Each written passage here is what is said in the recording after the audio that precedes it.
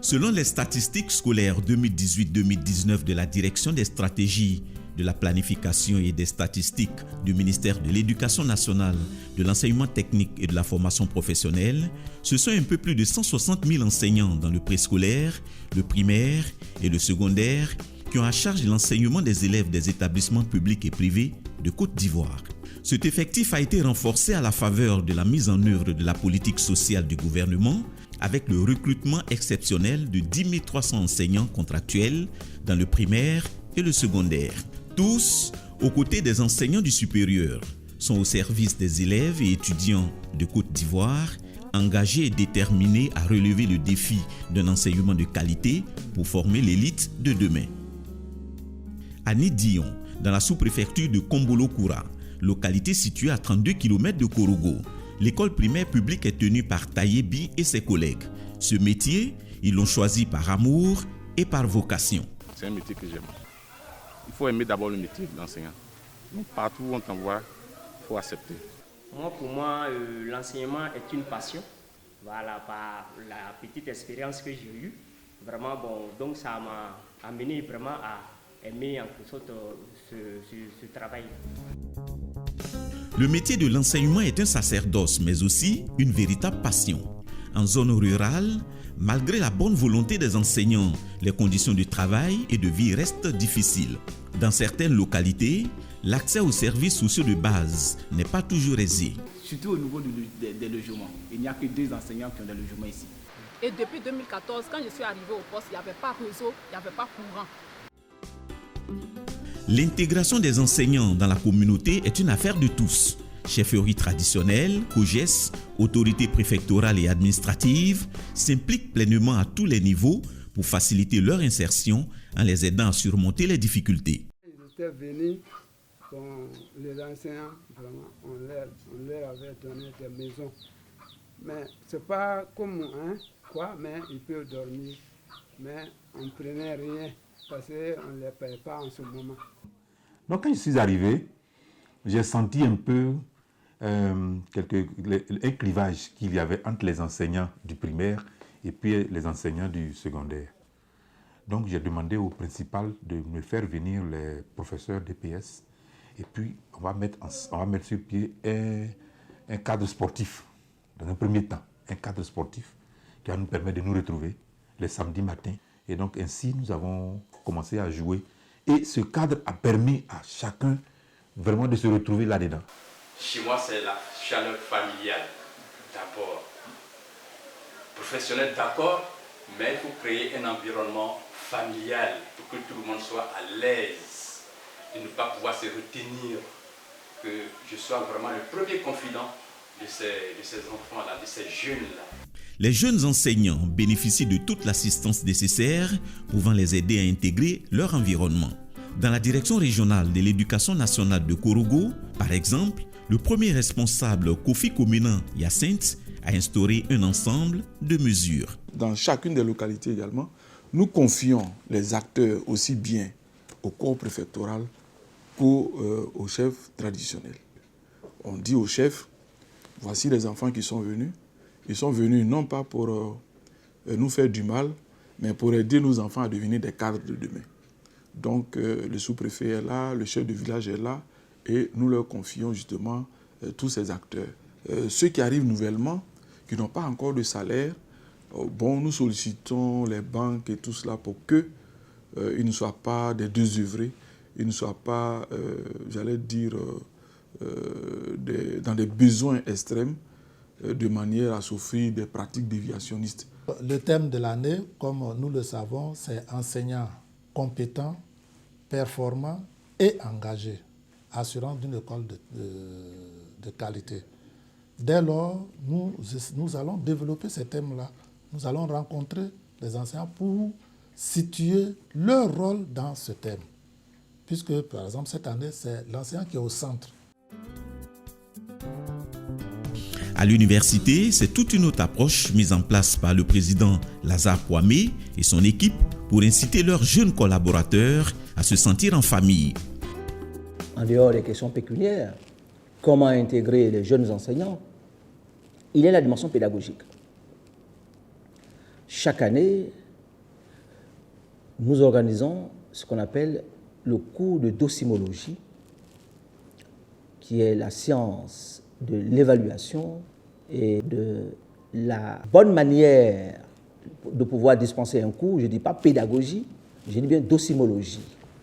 C'est deux choses différentes mais complémentaires qu'on organise gratuitement à l'intention des jeunes enseignants-chercheurs qui arrivent ici à l'université. Nous sommes à ce jour la seule université à pouvoir le faire.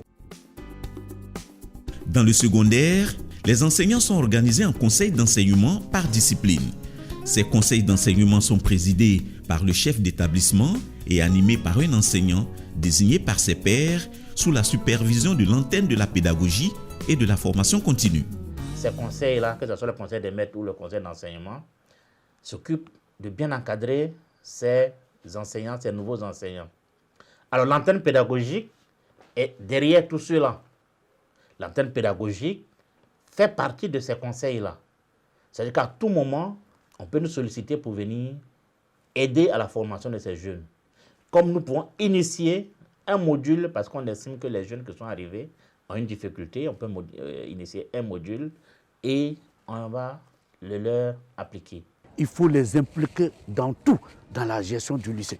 Il faut les impliquer dans tout. Il faut les amener à savoir vraiment que l'enseignement, ce n'est pas forcément pour avoir de l'argent. Mais on peut avoir autre chose mieux que l'argent. C'est ce qui est véritablement important. Il faut être toujours proche d'eux. Il faut intervenir quand il y a la fête du 1er mai. Il faut les amener à savoir qu'ils font vraiment du travail comme tout le monde. Les partenaires techniques et financiers viennent également en appui au ministère de l'Éducation nationale dans le renforcement des capacités des enseignants. C'est toute l'importance du projet IFADEM-PAPDES, financé par le contrat de désendettement et de développement C2D. Nous avons affaire à beaucoup de jeunes enseignants parce que nous travaillons avec des classes qui partent du CP1 au CE1. Or, généralement, c'est dans ces classes-là que se trouvent beaucoup de jeunes enseignants, surtout de femmes.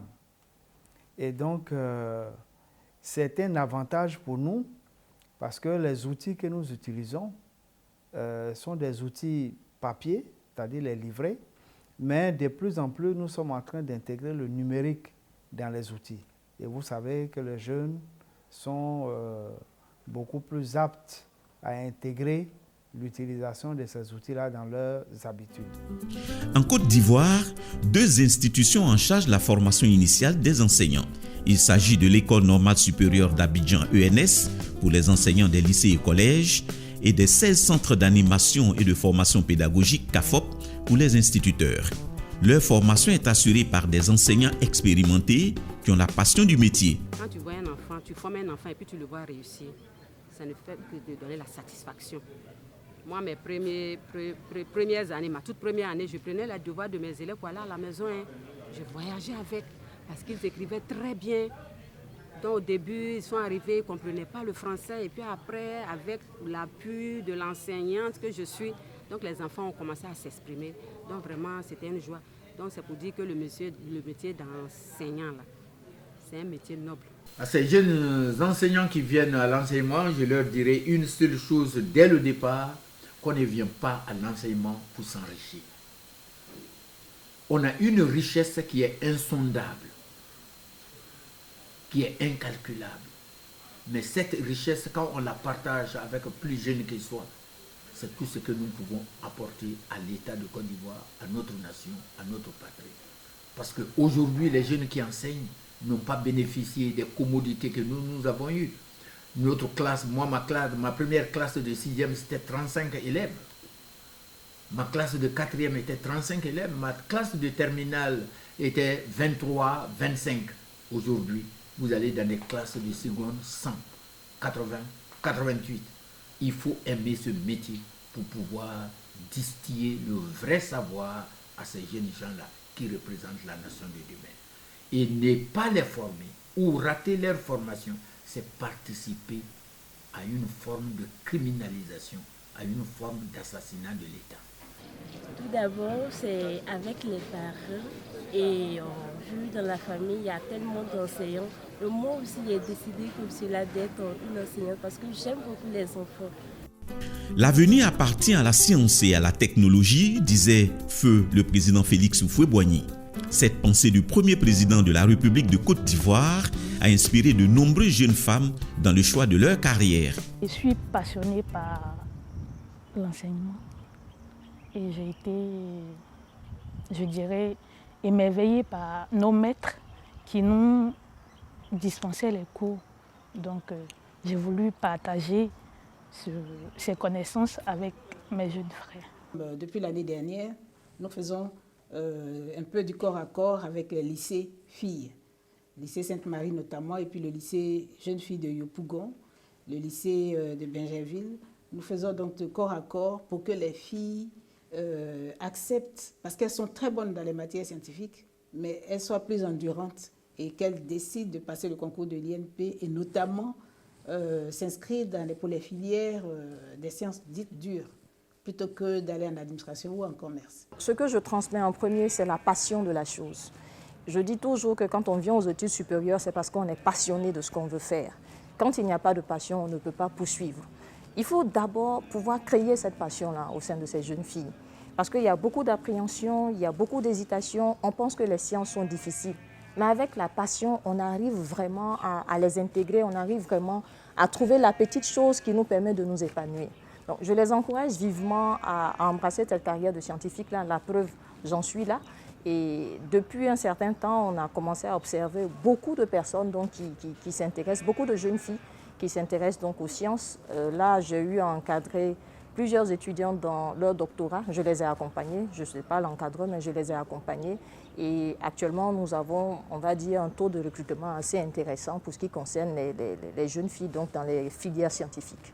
Très sincère, au début, je ne visais pas l'enseignement. Voilà, je visais plus l'industrie pharmaceutique parce que j'ai toujours été fascinée par ces molécules qui ont des intérêts biologiques au niveau de la santé humaine. Mais au fur et à mesure que mon parcours se faisait, il y a, je peux dire, des révélations en fait, qui ont été faites. C'est-à-dire à chaque fois que je faisais des exposés, à chaque fois que j'avais les interactions avec les amis en classe, il y avait ce côté de transmission assez facile du savoir qui se mettait de plus en plus en évidence. Et donc j'ai été aussi conseillée par mes professeurs pour aborder cette carrière-là. Et finalement, en fait, je me sens vraiment bien sur ce côté-là. J'ai finalement décidé d'aller vers le côté enseignement parce qu'effectivement, on ne sait mieux que lorsqu'on partage en fait aussi ce qu'on a appris. J'ai choisi le métier d'enseignant-chercheur parce que j'aime apprendre. Enseigner impose d'apprendre tout le temps. Et puis j'aime aussi le devoir de transmission. Voilà, donc c'est de transmettre toujours en apprenant. Et le métier d'enseignant-chercheur, c'est enseigner ce qu'on a appris, mais ce qu'on trouve aussi, puisqu'on fait des recherches. En définitive, qu'il soit du préscolaire, du primaire, du secondaire ou du supérieur, les jeunes enseignants rencontrent certes des difficultés. Cependant, avec les appuis multiformes dont ils bénéficient et les efforts du gouvernement ivoirien pour l'amélioration de leurs conditions de travail et leur cadre de vie, ils restent déterminés à œuvrer pour une école de qualité en Côte d'Ivoire. L'instituteur travaille pour l'État. C'est l'État qui l'embauche, c'est l'État qui l'emploie. Et donc, par conséquent, la Côte d'Ivoire est le territoire national. Il n'y a pas d'endroit où l'enseignant ne doit pas aller. Quel que soit l'endroit. Moi, je vais même dire, si on m'envoie là où il n'y a même pas l'eau, je vais y aller. Quand on arrive, on sait s'adapter. Je vais creuser même, s'il faut, une fosse pour avoir ne serait-ce que de l'eau pour subsister et transmettre le savoir. Les défis qui se présentent à eux sont autant de motifs de dépassement de soi afin de contribuer à l'éducation et à la formation des futures élites ivoiriennes. C'est d'ailleurs ce qui explique la place de choix de ces ingénieurs de l'esprit dans la formulation du thème de l'année scolaire 2019-2020, enseignants compétents, performants et engagés, assurance d'une école de qualité.